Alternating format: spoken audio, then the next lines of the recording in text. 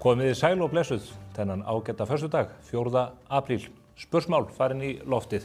Ég vil í upphafi þáttar þakka ykkur öllum fyrir frábærar viðtökur sem að Moggin, nýja appið okkar, hefur fengið.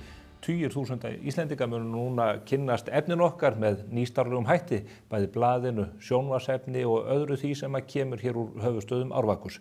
Þetta krábært app sem ykkur á kostnaðarlausu og ef þið hlaðið þið niður þá fáið þið frían aðgang að öllu efninu í 20 daga þar á eftir, hvorki meira né minna. Það nóg búið að vera að vera í fréttum þessa vikuna. Það auðvitað mikið rætt veiðigjöldin og þær fyrirætlanir stjórnvalda að tvöfalda þann skatt allan saman. Ég ætla að ræða hér á eftir við tvo ágæta sveitarstjórnarmenn það mál, en ég vek líka athygli ykkar á áhugaverðu viðtali við bæjarstjórana í Skagafirði og í Vestmannaeyjum og ætla að sýna ykkur hérna örstutt vídeó upp úr þessum þætti. Það skorti gögn og þessi knappi tími. Ef við bara tökum þetta tvennt, þá finnst mér það meira en nóg til þess að það sé eðlilegt að hér veri staldrar við og tekið upp eitthvað alvöru samtal og samráð við okkur hjá samtökum sjávarútvegssveitarfélaga sem eru 26 sveitarfélög það hvaða áhrif þetta mun hafa í okkar nærumhverfi. Við erum að glíma við margvíslega örðugleika í rekstri sveitarfélagana, þau eru nokkið of vel haldin. Við erum nýbúin að fara í gegnum hækkanir og kjarasamningum gagnvart kennurum.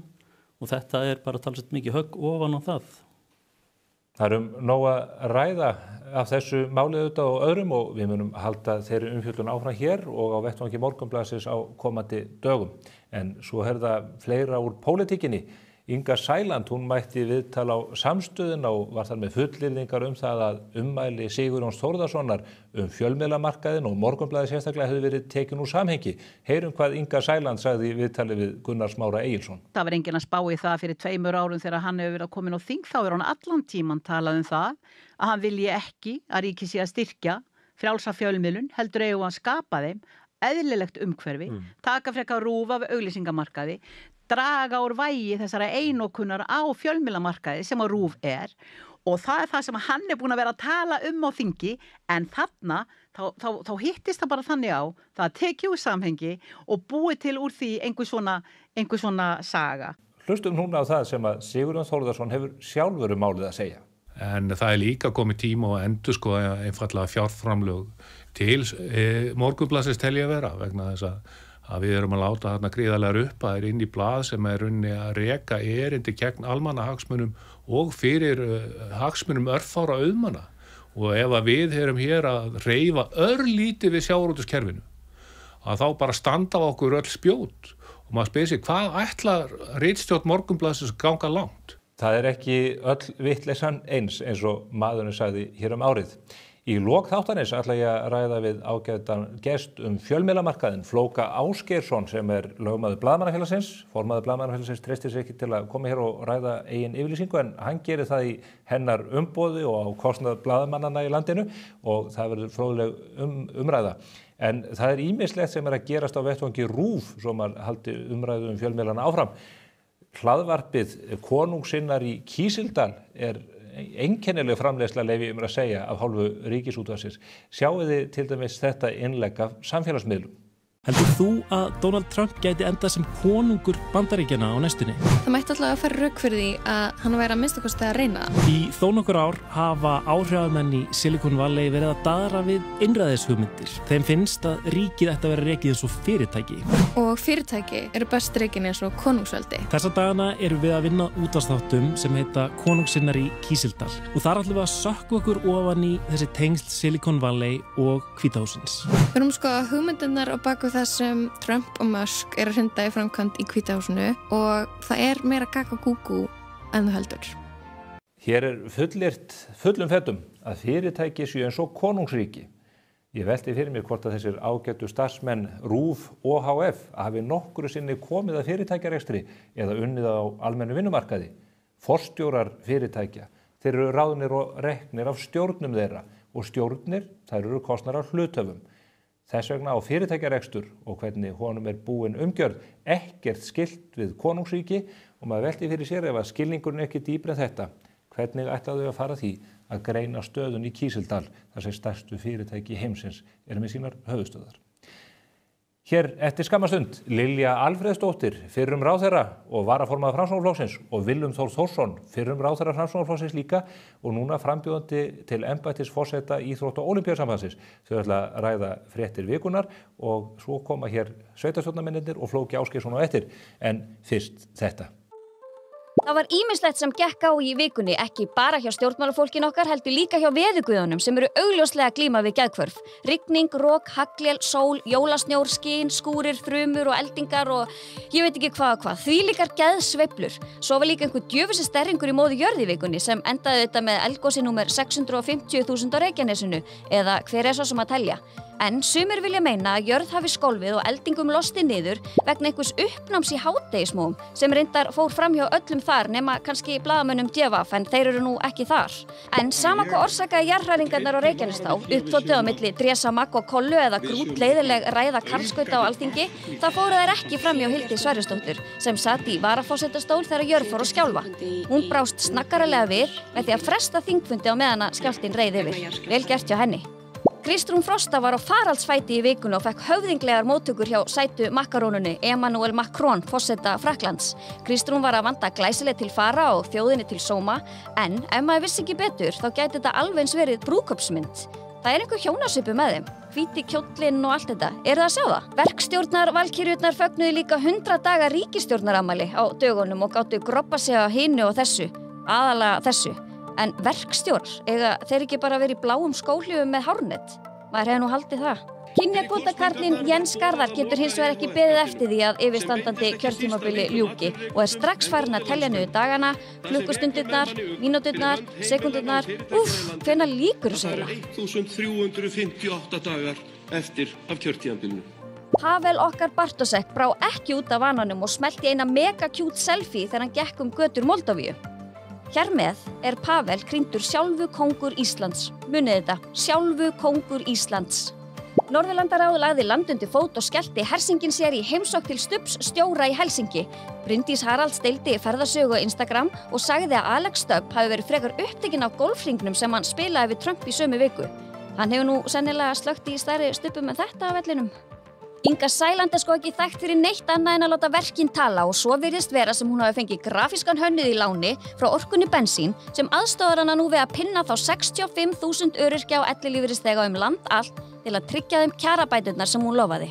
En það var ekki það eina sem hún Inga okkar gerði, nei. Hún lagði fram ferfætlingafrumvarp í vikunni sem myndi þá gera hunda- og kattahald leyfilegt í fjölbýli. Ok, allt í lagi með það, en vitið hvað gerðist næst? Hjartaknúsarinn Hildur Sverris gróf stríðsexina sem ítrekkað hefur verið notuð þarna þennan þingvetur og studdi við frumvarp Ingu sinnar. Ef þetta er ekki bara það krúttlegasta sem gerst hefur á Alþingi Íslendinga, að þá veit ég ekki hvað. Blessuð loðbörnin, þau eru náttúrulega bara þverpólitísk. Píta Abu Libdek kom sá og sigraði Alþingi í vikunni með jómfrúaræðu sinni sem fjallaði konur í nýsköpun.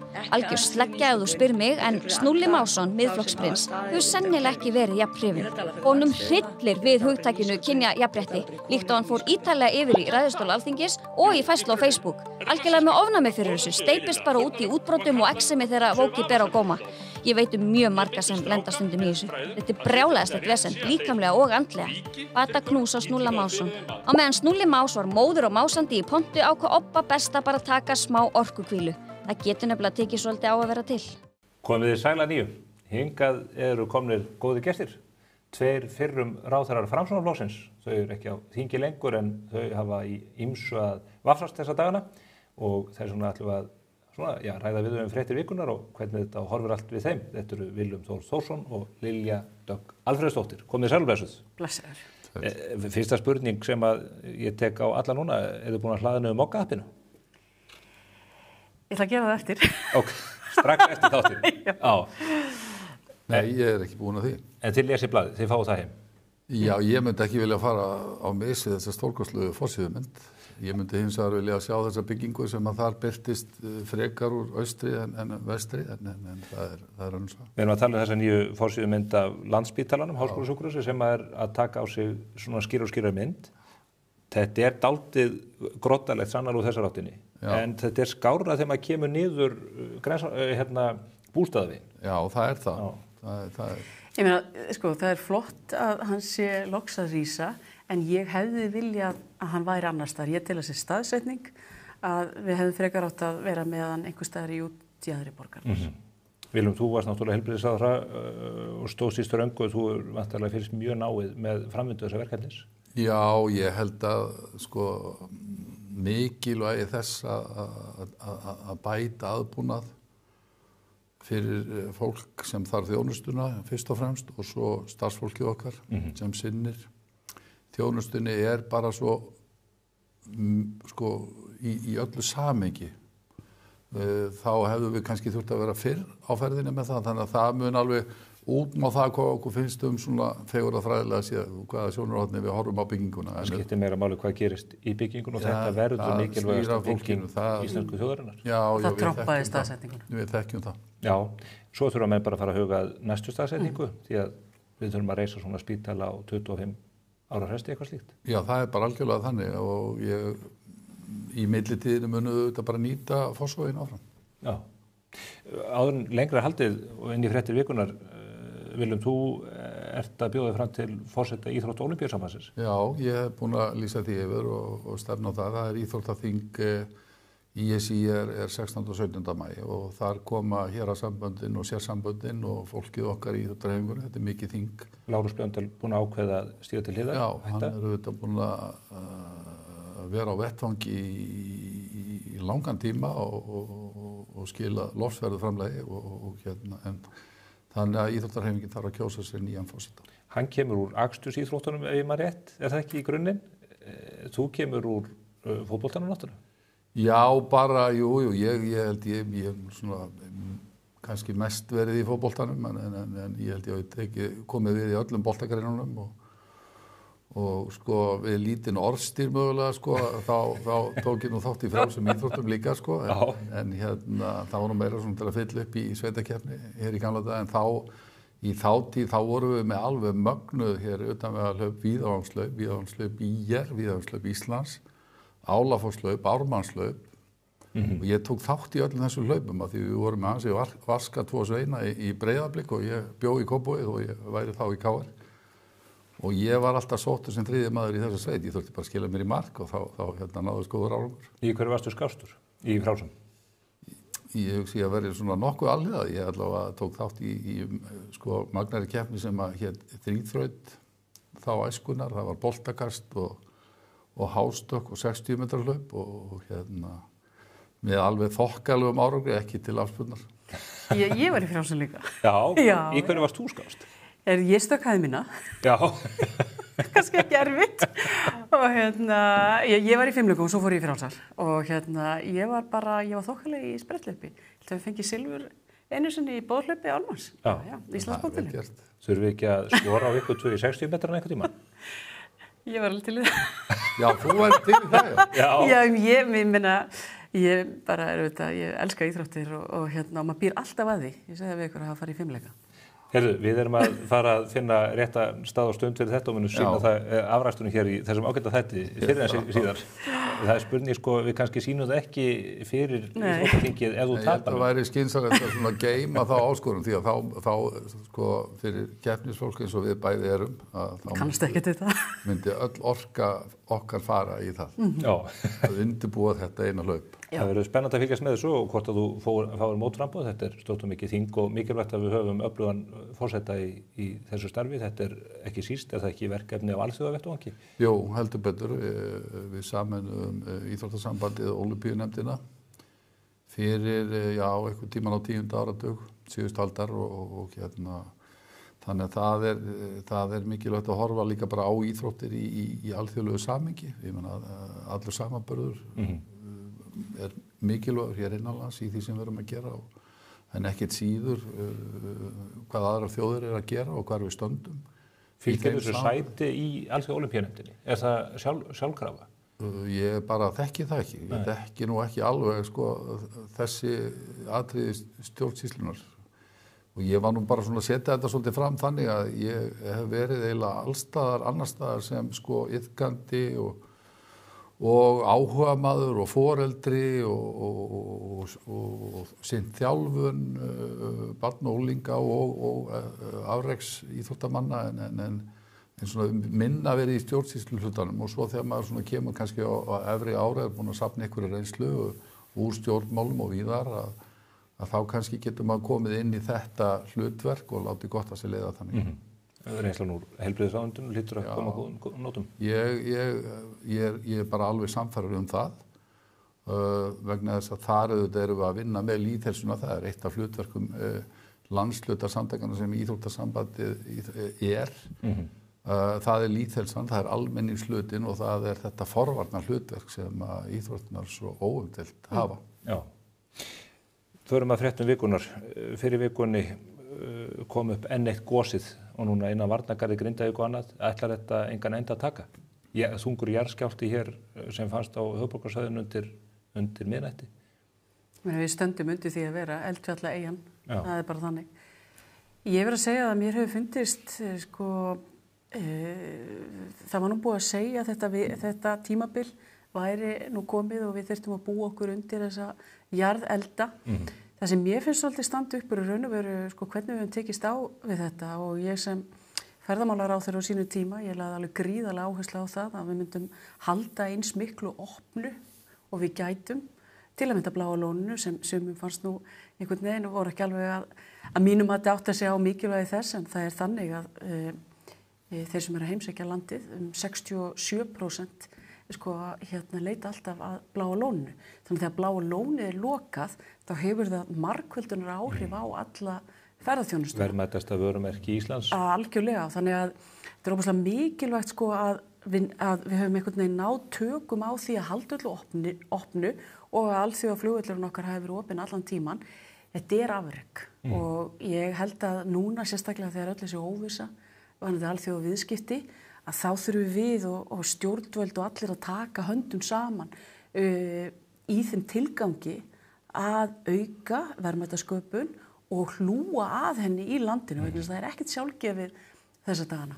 Förum einmitt aðeins við tollana eftir en viljum þessa tíðiti þegar við sáum að sprungan var komin hérna undir þessa mögnuðu varnargarða, maður óttaðist allavega eitt augnablik að nú færi bærinn einfaldlega. Já, bara svo sannarlega. Þetta verður mann alltaf hugsað þangað og svona alveg frá fyrstu tíð. En við erum orðin býsna flinkið í að takast á þetta af yfirvegun og svona erum að læra alltaf meira á þetta en auðvitað þetta var aðeins ókveikjandi þarna sinn en svo náði þetta sér nú ekki meira á strik blessunarlega en man var kannski að taka svona aðeins þennan pól líka sem að Lilja fer yfir hérna varðandi ferðaþjónustuna. Af því að hún vegur þungt auðvitað í okkar hagkerfi sem útflutningsatvinnugrein að þetta minnir okkur svo á hvað við erum innbyrðis háð ferðaþjónustu aðilar eru innbyrðis háðir í þessu verkefni sem myndar þessa atvinnugrein sem ferðaþjónustan er. Allt frá flugfélögunum og síðan þessum stóru aðlum og minni fyrirtækjum. Og þetta hangir allt saman. Bílaleigurnar, hvað er það? Nei og bara þessi flugmiðstöð líka sem gleymist oft að það er þetta gríðarleg verðmæti sem verða til sem við náðum að gera snemma hérna með því að tengja allt flug og að menn sé að nota þetta svo kallaða hub. Að því að það væri ekki, þá væru við ekki með þessar frábæru tengingar til þess að flytja út fiskinn okkar og búa til þessi verðmæti sem eiga sér stað og mér finnst stundum þessa dagana að það sé skorti aðeins á skilningi þess að það er ekki sjálfgefið að krónan sé búin að vera stöðug eða við höfum getað farið í gegnum þetta allt. Nei. Það gerist bara vegna þess að viðskiptajöfnuðurinn okkar, hann hefur meira og minna verið í jafnvægi þrátt fyrir þessar áskoranir. En svo verður manni auðvitað, mér finnst auðvitað gagnvart fólkinu í Grindavík, ég dáist auðvitað líka þeim, það eru auðvitað margir sem þau ætla sér að flytja þarna aftur og vilja einhvern veginn á utanum þetta samfélag. Og ég tel að við eigum að bera virðingu fyrir því. Þetta er magnað fólk og þrautseigjan og maður getur ekki ímynda sér þetta tímabil frá þessu svakalega föstudagskvöldi þegar að kvikugangurinn brýst þarna undir bæinn og 1% þjóðarinnar lendir á vergangi í einni svipan. Þetta er auðvitað ótrúlegt. Varnargarðarnir sem ég nefndi hér áðan, þeir eru ekki minna verkfræðilegt afrek en hraunkælingin í Eyjum 73. Nei, það er bara magnað. Algjörlega og það er líka, mér finnst það einhvern veginn svolítið standa upp og mér finnst það mjög mikilvægt líka að að núverandi stjórnvöld svolítið átti sig á því að þessi niðurstaða, það einhvern veginn þessar aðgerðir sem við fórum í, þær auðvitað voru kostnaðarsamar en algjörlega nauðsynlegar að fara í slíkt í svona smáu samfélagi þar sem við reynum að ná utanum fólkið okkar en þurfum samt sem alltaf að hafa augun á þeim bolta að láta hlutina ganga upp og við séum að skapa sér verðmæti. Landspítalinn sem nefndum við upphafi, hann allur reistur auðvitað fyrir afrakstur af útflutningi þó að fólk tengir þetta ekki endilega alltaf saman. Já, það er bara þannig. Við getum raunverulega, að því þegar við talaðum það að við séum útflutningsháð þjóð, að þá eru þetta svona risa fjárfestingaframkvæmdir algjörlega háðar því að hér komi fjármagn fyrir utan hagkerfið og inn fyrir þau verðmæti sem við sköpum hér. Akkúrat. Talandum útflutning, miðvikudagskvöldið þá sátu menn með öndinni í hálsinum þegar Trump kom út í Rósagarðinn og var að tilkynna þarna þessari útbrentuðu töflu sinni, hverjir yrðu fyrir barðinu og tollunum og hverjir ekki. Við kannski vörpuðum öndinni of fljótt létta þegar við sáum ekki nafn Íslands á töflunni en niðurstaðan 10% á okkur og Breta, 20% og meira á aðra þjóðir, eða 15% á Norðmenn reyndar. Hvernig horfir þetta við gamla viðskiptaráðherranum? Þetta kemur ekki óvart vegna þess að menn hafa svolítið verið að tala svolítið að mínum mati að tala niður samskiptin við Bandaríkin. Bandaríkin eru ein okkar mikilvægasta bandalagsþjóð og hefur verið það alla 20. öldina. Og mér finnst mjög mikilvægt að því við erum að tala verðmætasköpun og bara þau lífsgæði sem við höfum náð að búa hér til, að við áttum okkur líka á því bara hver þessi viðskiptaríki eru og hvernig þetta liggur. Við erum sett í flokk, ég meina það er engin ríki í heimi sem hafa betri viðskiptakjör en við, þarna eru líka Ástralar, Bretar og þetta kannski endurspegla svolítið þessi samskipti sem við höfum átt í gegnum tíðina. Fjármálaráðherra nefndi, hann var spurður út í það að þingflokksformanni Sjálfstæðisflokksins á þingi hvers vegna hann teldi þetta væri svona og hann nefnir að það sé líklega vegna þess að Bandaríkin séu í plús við okkur en hins vegar er það þannig að þeir eru í einhverjum plús varðandi vöruviðskiptin en ekki svo miklum þannig að við erum auðvitað búin að stór auka útflutninga og öllum lækningaafurðum og svo er þetta sjávarútvegurinn en það merkilega er að við erum held ég í plús upp á 288 milljarða á þjónustujöfnuðinum. Þá í hugverka, iðnaði, ferðaþjónustu. Ferðaþjónustan er þar númer 1 og þannig að við erum með mjög svona jákvæðan heildarjöfnuð við Bandaríkin. En 10%, ég spyr bara við þekkjum auðvitað úr kaldarsliðinu, Gíókliðið, Grænland, Ísland, Bretland, þetta var svona ytri varnarlínan gagnvart Sovétríkjunum. Þetta eru ríki sem að hann virðist hafa dálítið á kortinu hjá sér. Já, við lítum bara á legu okkar út frá Norðurpólunum að þá sjáum við þetta svona sirka hvernig landi liggur í þeim efnum. Ég held að það sé bara númer 1, 2 og 3 þessa dagana að við styðjum við okkar útflutningsgreinar og minnkum alla óvissu sem við getum hér heima fyrir út af þessari óvissu sem er erlendis að jafnvel þó við séum í raun og veru höfum litið á þessi 10% sem við erum í hlutfallslega betri stöðu en til að mynda Norðmenn að þá er þetta, sko þetta er svo stór aðgerð og við höfum ekki séð svona aðgerð í alþjóða hagkerfinu held ég nokkuð tíman. Og þannig erum við allt í hennu farin að draga í efa kenningar sko Adam Smith og Ricardo og allar þessar grunnhagfræðikenningar. Þetta mun valda samdrætti og þetta mun hækka vöruverð í Bandaríkjunum og sem þýðir að verðbólgan fer á stað en ég er ekkert endilega viss að bandaríski Seðlabankinn einhvern veginn breyti ofboðslega mikið stefnu vegna þess að það er líklega samdráttur í kortunum að því þetta er svo þungt og þetta hefur svo mikil áhrif. Og markaðum allan heim til það? Allstaðar og við sjáum, ég meina eins og Bandaríkin og Asíu er svo tengt öllum viðskiptum og þetta er það módel sem við erum búin að byggja á eftir seinni heimsstyrjöldina. En við þurfum einhvern veginn að þetta setur okkur í þá stöðu að við þurfum að vera enn meira á tánum og þétta raðirnar. En Viljum, af hverju kallinn að þessu? Ég meina, maður sér ekki að þetta sé að nýtast neinum. En hann verðist vera mjög bara ánægður með þetta og alveg vissi sínu sög. Já, ég meina nú það bara snýrst allur heimurinn í alþjóðapólitíkinu það sem að hann ákveður og það sem hann gerir og á þessu sviði líka. Óvissan núna auðvitað snýr að því hvernig kraftarnir munu leggjast á milli Evrópu, Bandaríkjanna og svo Asíu varðandi viðskiptin og kannski horfum við þannig á það við séum með 10% á móti 20% Evrópu en svo fyrir Evrópa væntanlega í einhverjar verndarráðstafanir.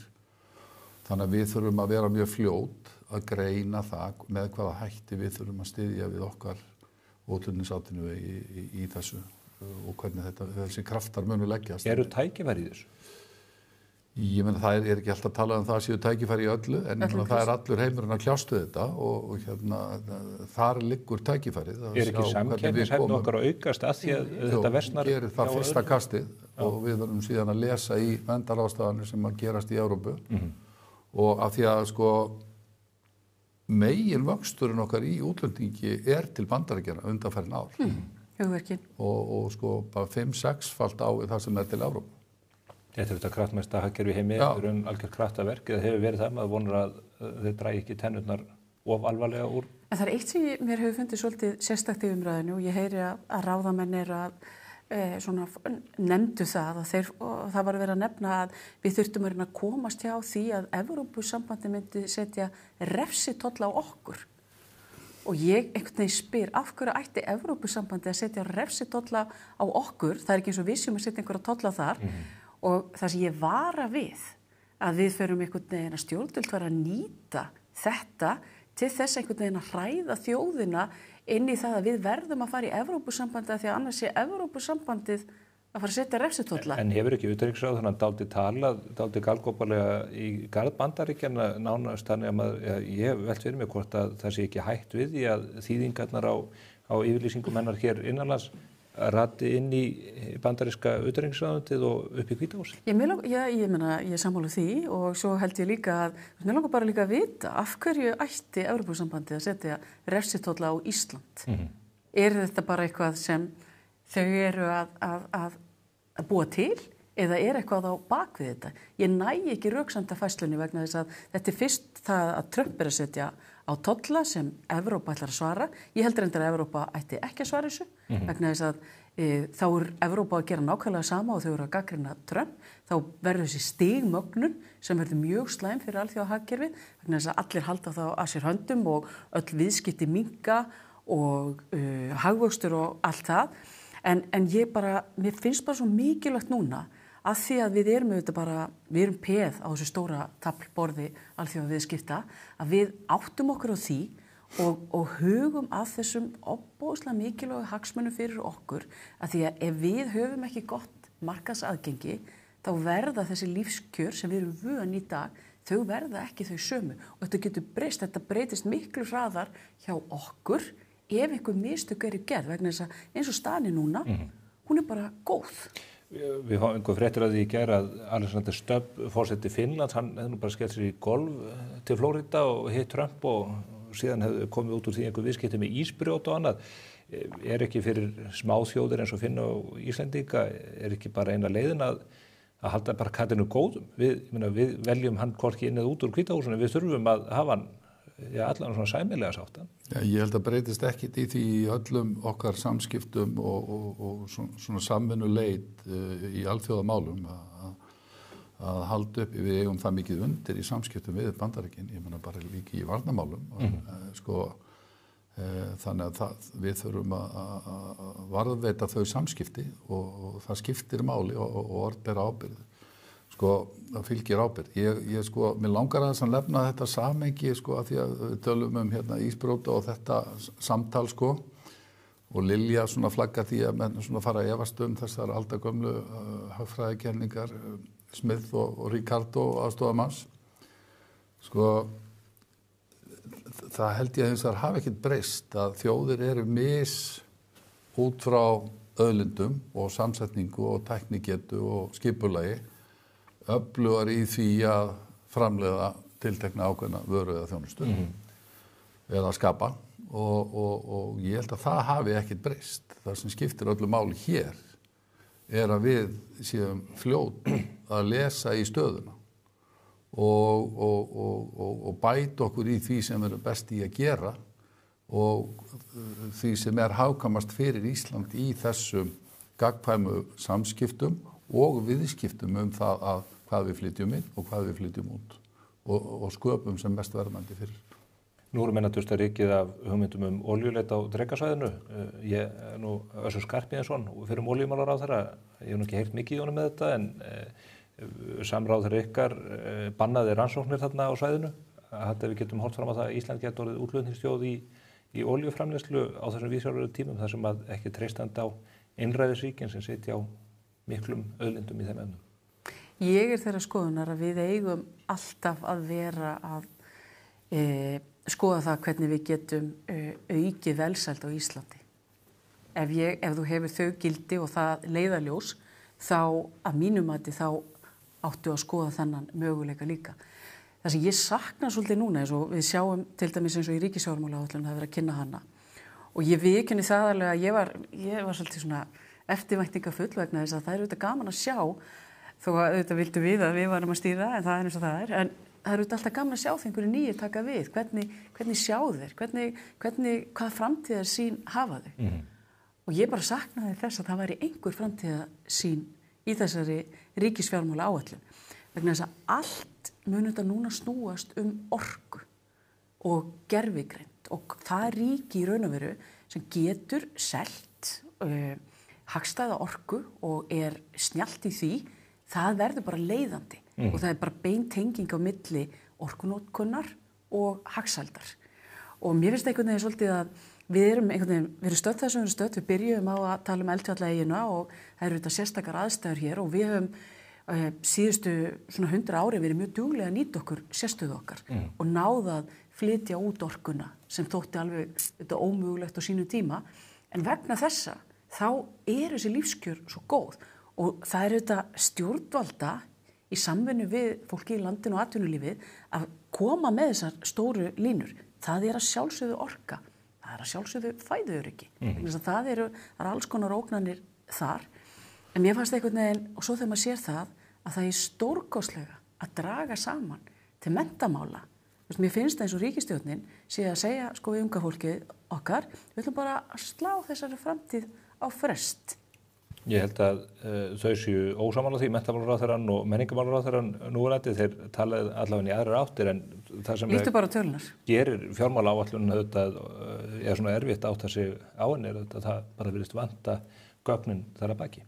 En bara tölunar segja okkur það, að þarna bara ég held að þau sé að taka að minnsta okkur 3 milljarða úr framhaldsskólastiginu, þar sem við eigum að vera að hugsa núna, hvernig ætlum við að gera þetta menntakerfi okkar samkeppnishæft. Ég með nokkra tillögur í því að þegar maður nú búin að sitja þarna og var að reyna auðvitað að koma þessu inn að þetta, ég held til að mynda að þegar allir eru að hafa miklar áhyggjur af PISA, ég segi við erum 2 árum á eftir. Það er að segja ef börnin okkar tækju þetta próf 2 árum seinna eða við myndum láta þau byrja fyrr og nýta tíma fyrr, þá værum við miklu betri málum. Og það þarf núna að fara í þessar róttæku breytingar til þess að tryggja þetta og að við getum einhvern veginn verið að horfa inn í þessa framtíð sem byggist á gríðarlegri tækniþekkingu og að nýta sérstöðu landsins. Það svo þetta að sjá hvernig Guðmundur Ingi mun leiða þetta næstu misserinn? Já, þetta ég get tekið undir allt þetta varðandi menntun og framtíðarhagvöxtur byggir auðvitað á menntun og það allt og því þetta nú svolítið þetta breytt svið og þetta alveg snúið viðfang að nýta þessa takmörkuðu þjóðartekjur okkar, verðmætasköpunina og það sem af henni rennur inn í ríkissjóð. Umfangi auðvitað alltaf að aukast, við erum með bara laun og bundið verðlag, en það sem að ég staðfest í þessari fjármálaáætlun og reyndar eins og þeim fyrr og ég get alveg fagna því að þessi ríkisstjórn lætur það koma fram í þessari fjármálaáætlun að kaupmáttur hefur bara hvergi aukist jafn mikið og hér og það auðvitað þess sér merki í útgjöldum til tiltekinna málefnasviða. hvort heldur menntun eða heilbrigðismál eða annað svona þessi mikilvægu svið. Við höfum verið lánsum á síðustu árum. Já, og þannig erum við bara að horfa á samanburð við Norðurlönd og aðrar Evrópu þjóðir og það sko ævintýrlegur munur. Sko laun hafa hækkað hér bara á síðustu 3 árum 25%. Það er bara fáart, það er bara hvergi annars staðar. Það er hvergi heimil, held ég. Nei. Síðan eru sko skuldir heimila í sögulegu lágmarki og langt undir því sem að þekkist annars staðar sem hlutfall bæði af eignum og ráðstöfunartekjum. Við horfum á skuldir fyrirtækja sömuleiðis, þannig að atvinnulífið stendur sterkt þrátt fyrir þau áföll sem við höfum farið í gegnum, þá er þetta staðan. Og þess vegna erum við auðvitað að upplifa það sem okkur hefur ekki tekist undanfarin ár er að áætla rétt tekjur í ríkissjóð vegna þess að hagvöxturinn hefur alltaf verið umfram þar sem spár gera ráð fyrir. Ég hef enga trú á því að mönnum sé að takast þetta og verandi með hagstofuna þar sem að menn kunni ekki að telja. Þetta niðurstaðan, þannig að við erum að fá okkur að 50 milljarða umfram og þá segir fólk, það er tekjuaukinn. Við erum að ná jöfnuði fyrir, það segja heildarjöfnuði. Frumjöfnuðurinn er bara detta inn, sko. En allt snýst þetta það að það verður að vera þrótt mikill hagvöxtur og þessi sem tala niður hagvöxt, þeir eru þetta að segja, við viljum bara færri tækifæri og ég held að við bara lítum á, ég meina bara eins og gjaldeyrismarkaðinn, ég meina það er búið að vera stöðugleiki, alveg síðan 2017-18 og nú verður þetta mjög fróðulegt að sjá í fyrsta lagi verður áfram þrótt mikill hagvöxtur. Það eru ógnir bæði í alþjóða kerfinu út af þessari tollastefnu en svo er ný ógn sem er í raun og veru sem kemur frá öryggis- og varnarmálum er að Evrópa, fjármálins opinberi í Evrópu er að fara að breytast mjög mikið og við sjáum það bara gera strax. Ég meina þú veist þjóðir hafa sagt, við erum að fara að auka verulega til öryggis- og varnarmála og bara leiður sögðu það, þá hækkaði ávöxtunarkrafan á þýsku ríkisskuldabréfin, hún er búin að fara aðeins tilbaka út af því sem er að gerast. Þannig að við erum að sjá líklega mögulega svona minni eftirspurn víða og að á sama tíma eru þjóðir að eldast, fæðingartíðni að minnka, þannig að allar þessar stóru, svo ég bara sletti þessar makróbreytur, þær eru svolítið að raðast upp þannig að það eru stórar áskoranir. Mjög stórar. Og ég segi bara, þú veist, og þetta líka eins og ég er mjög, Það eru stórar áskoranir í lýðheilsunni, þar getum við komið inn í íþróttunum og stutt við kerfið okkar og stutt við heilbrigðiskerfið inn í framtíðina og ég held að við getum gert stórkostlega hluti þar. Ég ætla að spyrja ykkur út í það hér í lok þáttar hvort að þið söknuðu stjórnmáluna. Þið eru eiginlega búin að svara því hér með þessari góðu yfirferð. Þú ert náttúrulega leiðin inn í íþróttapólitíkin en þið brennið í andanum yfir þessu ennþá. Maður brennur fyrir landið. Nei, mér líður bara eins og ég sé að við dottið inn í leikfangaherbergið, sko. Þið dettu út að þingja þarna 30. nóvember. Þú reyndar þarna miðja nótt formanninum til skelfingar í beinni útsendingu. Ég inn úti allavega. En hvað ætlar þú að gera? Ég meina, þú ert ekki að hætta í pólitík. Nei, ég var á formaður og ég svona bara kemur svolítið í ljós. Það er svona eitt og annað sem ég er að sýsla með. Já. Og og það bara, ég held ég bara svona er á ákveðnum tímamótum og ég er svolítið gaman að því, en ég segi það bara að ég veit að ofboðslegan áhuga á Íslandi og framtíð þjóðarinnar, þannig að það breytist aldrei. Er það vonað að verði kosið fljótt? Ég segi það. Við sjáum bara til. Viljum, það styttist í Ólympíu eða íþróttaþingið. Já. Hver veit nema að næstu þú kemur hér til mín sem ég vona verði fljótt að þá þurfi ég að titla þig herra forseti. Já, það væri bara alveg óskandi. Ég brenn fyrir íþróttirnar og ég held að það kannski megi segja það eins og pólitíkin að þetta fer ekkert frá manni.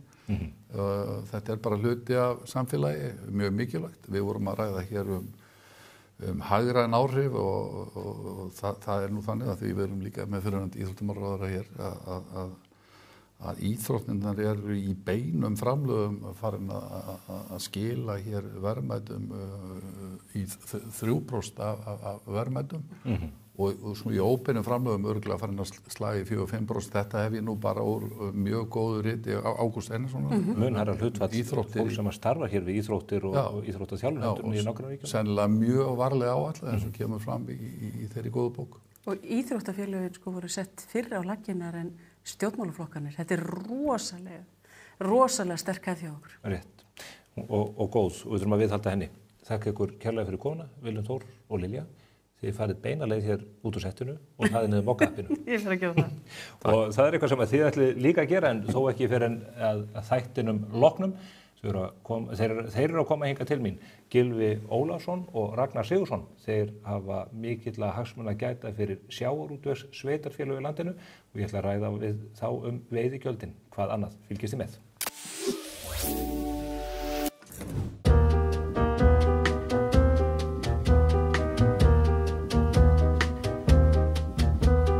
Herragarðurinn klæðir þig vel. Komdu og reynslaktu glænýjum Toyota Land Cruiser 250 hjá viðurkenndum söluaðilum. Toyota. Förum lengra.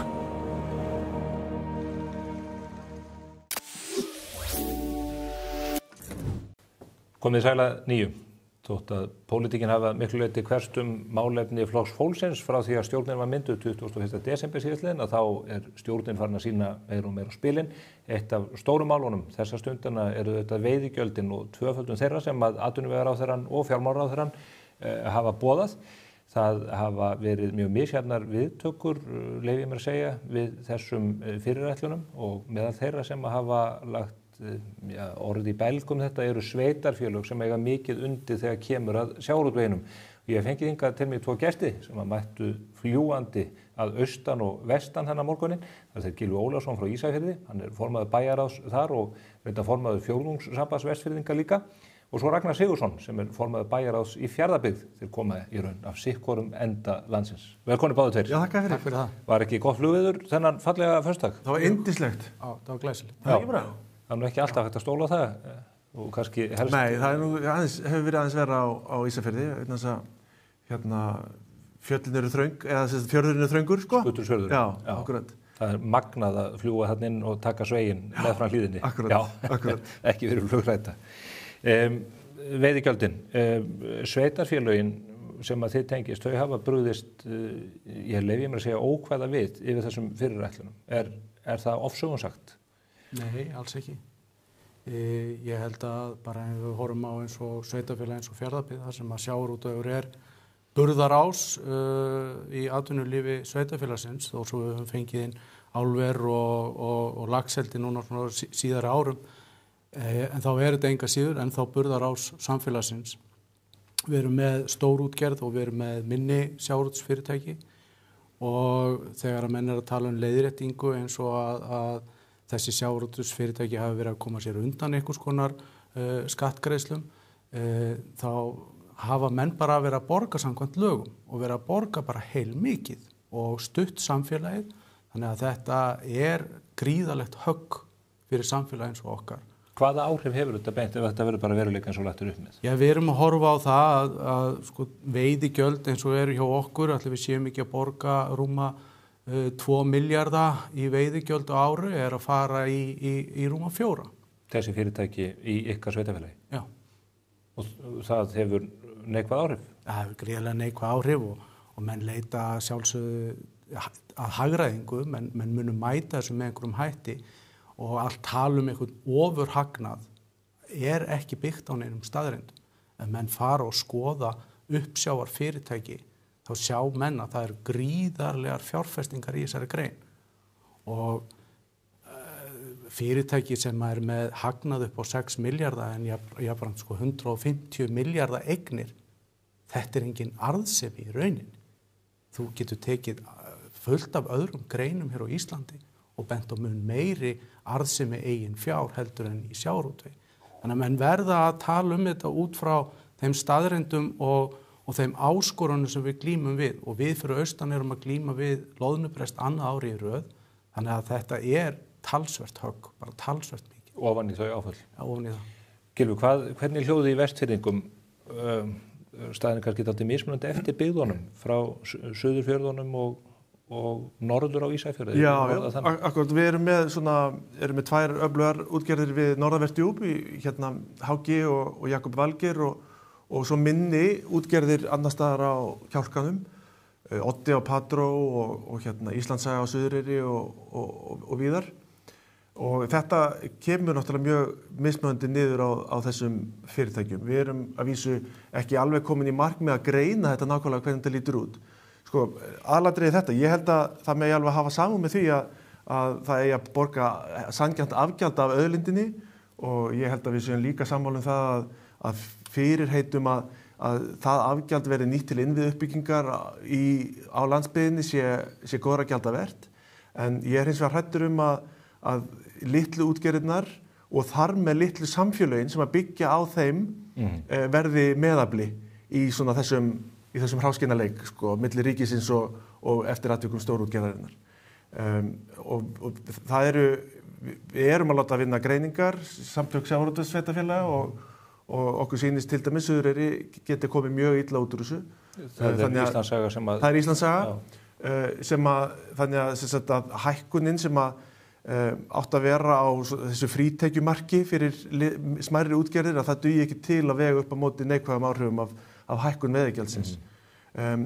Það sem að fer svo líka illa í okkur Vestfirðinga er að þetta bætist við kannski 2 eða 3 aðrar aðgerðir sem að koma að tekjuöflun ríkisins. Ef ég má með leyfi þáttastjórnum fara yfir það. Að það er í tíð fyrir ríkisstjórnar eru gerðar talsvert stórar breytingar á skattaumhverfi skemmtiferðaskipa. Annað er svona tæknilegs eðlis sem að fjallar tímabundna undanþágu frá tollalögum sem að leiðangurskip höfðu nýtt sér, sem eru minni skip sko, og þau höfðu þurft ekki borga virðisaukaskatt og þetta var svona, ég held að þetta hafi svona sögulega alltaf átt að renna út sko, þetta var tímabundin ráðstöfun. Þetta hafði mjög mikil hlutfallsleg áhrif á smærri hafnir eins og Bolungarvík, Patreksfjörð, Flatey og víðar. En svo hin breytingi sem að fyrir ríkisstjórn gerði var að hækka með mjög svona harkalegum hætti eða búa til nýtt gjald sem að heitir innviðagjald sem var 2.500 krónur á mann á dag á skemmtiferðaskipum fyrir alla sem voru borð í skemmtiferðaskipum og lagt á með mjög skömmu fyrirvara. Já, og þetta var bara mjög algjörlega óboðleg vinnubröð sem átti sér stað þarna fyrir áramót og samskiptin sem að virðast hafa verið þarna milli ráðuneyta svona samkvæmt mínum upplýsingum hafa verið mjög broguð. Þau máttu vita það að það var löngu búið að selja þessar ferðir á ákveðnu verði og þetta var þá högg upp á annan milljarð sem að skipafélög þurftu að taka á sig sem að var þeim óljúft eðlilega. Og þetta er miklu hærra heldur en til dæmis gistináttaskatturinn sem að mætti segja að væri systurgjald og þessi skip eru svo að borga í raun fyrir alla innviðina. Þau borga hafnargjöld, þau borga hafsögugjöld og uppbygging. Já, og það sem að gerist og það sem að sem sagt með skemmtiferðaskipin er að Vestfirðir hafa verið utan svona stóra ferðamanna svæðisins á Íslandi vegna lélegra landsamgangna en líka bara vegna þess að Suðurland hefur verið með mjög margar náttúruperlur sem að gaman er að heimsækja. Þannig að við höfum verið með kannski 8% á ársgrundvelli af gestum sem komið til Íslands sem var komið til Vestfjarða. En þegar kemur að skemmtiskipagestunum þá hafa 2/3 komið til Vestfjarða. Og Ísafjarðarhöfn er jafnfætis Akureyri og Reykjavík þegar kemur að móttöku á skemmtiskipagestum.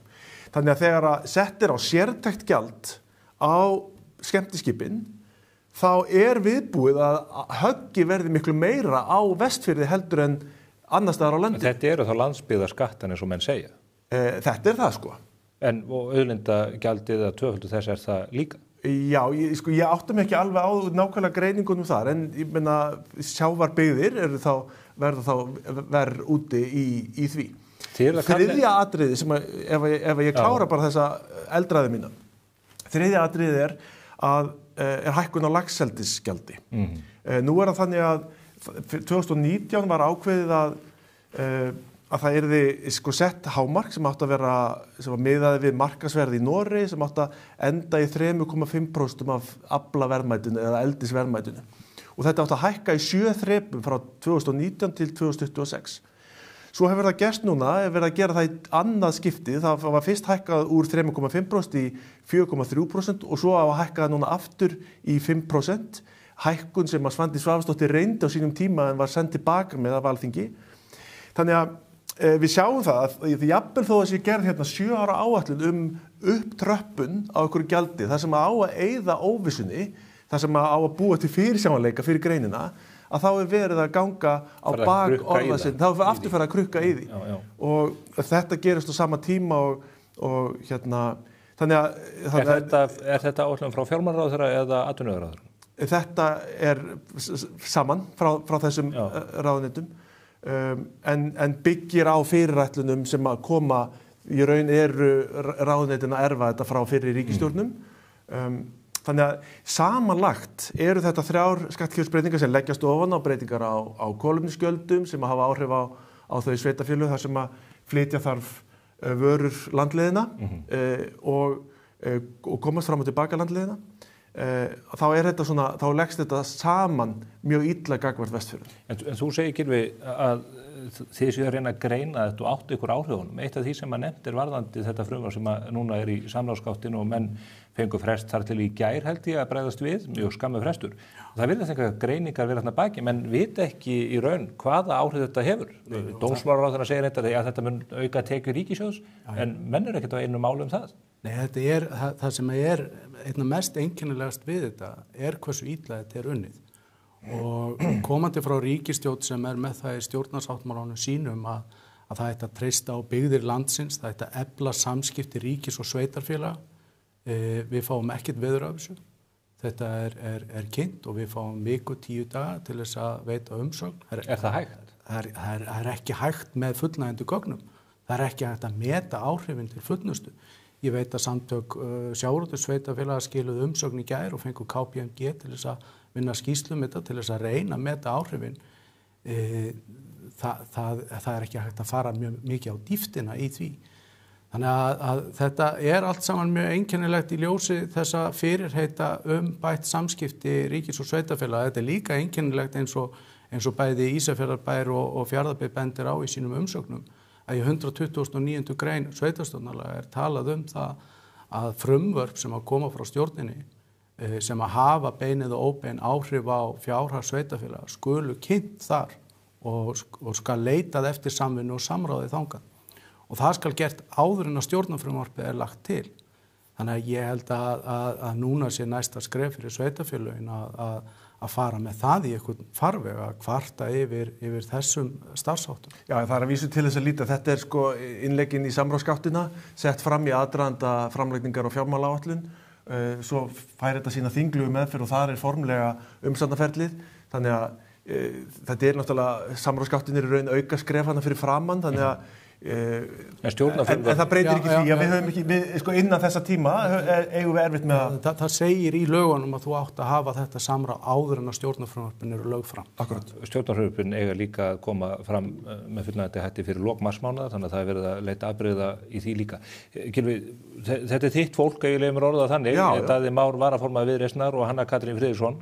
Hverju svara þau þetta? Hefur gengið áður spurt hérna? Hefðu ekki þurft að stíga aðeins varlega til jarðar, menn eru dálítið ósáttir hérna fyrir vestan? Jú, ég láti þessa rödd mín að heyrast í einkasamtölum. Og hvað segja þau? Já, svo við vitnum í einkasamtölum. Já, ég ætla ekki að gera það en ég meina þau hlusta á þennan málflutning og vilja sjá hvað hægt að gera í þessu. En mér þetta óljúft, að reka svona fleig inn í þennan þetta annars góða samstarf okkar innan Viðreisnar. Ég sit í bæjarstjórn Ísafjarðarbæjar í krafti Ílistans sem svona samsteypu frambóð en ég flokksbundin í Viðreisn, já. Fyrir aðstofamaður fjármálaráðherra Benedikts Jóhannessonar. Já, og hef grúttapað tvisvar í alþingiskosningum fyrir Viðreisn. Það gott að menn viðurkenni bæði styrkleika. En hvernig, það nú ekki bara þessir ráðherrar Viðreisnar, ég menna Arna Lára Jónsdóttir nú bara ný stigin úr stóli bæjarstjóra á Ísafirði, Lilja Rafney Magnúsdóttir frá Suðureyri, það ekki? Jú. Þar sem að menn óttast mjög alvarlegt högg. Hvað segja? Eyjólfur Ármannsson með lögheimili í Arnarfirði og María Rutt líka. Hvað segir, nærið á þetta fólk? Já, og Því ég næ ekki á þau, sko, það er spurning hvort þú getur komið á þau skilabóðum. Já, akkurat. Ég byrði að horfa á þessu útsendingu. Já, allavega, við vitum ekki að það. En hvað segja þau? Ég meina, ætlaðu bara að keyra á þetta? Ætlar gamli bæjarstjórinn á Ísafirði að taka þátt í því sem að, þið lýsið í raun sem eins konar aðför? Já, ég vil ekki svara fyrir hana, en þetta eru... Þú mátt það alveg? Já, akkurat, nei, þetta eru snúið mál og það eru stóru hagsmunir undir. Þau vísa náttúrulega til þess að í fjármálaáætluninni gert ráð fyrir að auka útgjöld til samgöngumála 10% rúmlega og það munar minna. Við höfum þrýst á ekki bara vegbætur, heldur getur hann náttúrulega vottað að löng bið eftir jarðgöngum, vetrarþjónusta mætti vera betri. Við erum í klemmu á Ísafirði núna vegna breytinga á flugsamgöngum við Reykjavík og svo framvegis og framvegis. En þú þarft öflugt atvinnulíf til þess að réttlæta öfluga innviðuppbyggingu. Já, en þú þekkir umræðinu að atvinnulíf get ekki blómstra án innviða og svo framvegis, þannig að þetta eru sjónarmiðin sem eru á lofti. Ég ætla ekki að tjá mig það hvað þau hafa sagt við mig í einkasamtölum, en ég hef látið þess að skoða mína í ljósi. Og það hefði þá bara verið frábært að fá kynningu á því hvernig ætti að standa að innviðuppbyggingu í kjölfarið. Ef það á að skattleggja verðmætasköpun með auknum hætti og láta það fara meðal annars til landsbyggðanna, þá er mjög auðvelt fyrir mig að benda á að verðmætasköpunin í Fjarðabyggð 25% af vöruútflutningsverðmætum þjóðarinnar. Og það þarf kröftuga innviði til þess að halda áfram þessari uppbyggingu og standa vörð þessa verðmætasköpun. Og bara meðal austfirðingur framleiðir í rauninni tífalt á við aðra landsmenn. Þannig að ef það á að nota þessa hugmyndafræði, sem ég er ekki að leggja hér til, að út frá því hvaðan skattgreiðslurnar koma, þá á að fara í innviðuppbygginguna, þá er ég ekki viss að allir yrðu sáttir við hlut Austurlands í þeirri. Skipti. Ég væri komið með göng og í Allafirði. En Ragnar, varðandi þingmennin ykkar, því að við höfum verið í vandræði með að ná það, það er eins og að fólk sé hlaupið í einhvers konar skjól eða félur. Hvernig fyrir ykkur að ná í þingmennina ykkar sem að þessu standa? Ég hef ekki reynt að ná á þingmenn stjórnarflokkana, en ég býð mjög spenntur eftir að sjá þeirra viðbrögð. Ég hef auðvitað fylgst með þeim á þinginu og ég verð að viðurkenna það. Mér krossbrá sjá þingmann úr Fjarðabyggð þar styðja þetta frumvarp, hafandi verið með henni í bæjarstjórn og fylgst með henni sem formaður bæjarráðs leggja fram miklu kröftugra í bókun gagnvart veiðigjöldum heldur en nokkuð tíman við erum að senda frá okkur núna. Hún var mjög hófsöm svo umsögn, meðal annars út að við höfðum ekki gögn. Þar var hún að leggjast mjög harkalega gegn því að uppsjávarflotinn væri skatlaður umfram aðrar greinar landsins. Og það er mjög sérstök bókun ef menn skoða síðan hvað hún er að segja í dag. Þannig að ég efast ekki það að hún er eftir að koma með útskýringar á því. Verður þetta veruleika miðað við þennan skamma frest og þessi yfirgnæfandi neikvæðu viðbrögð sem að stóru hagsmunaaðilarnir hafa sýnt af sér? Já, ég veit ekki hvað ég á að segja þér.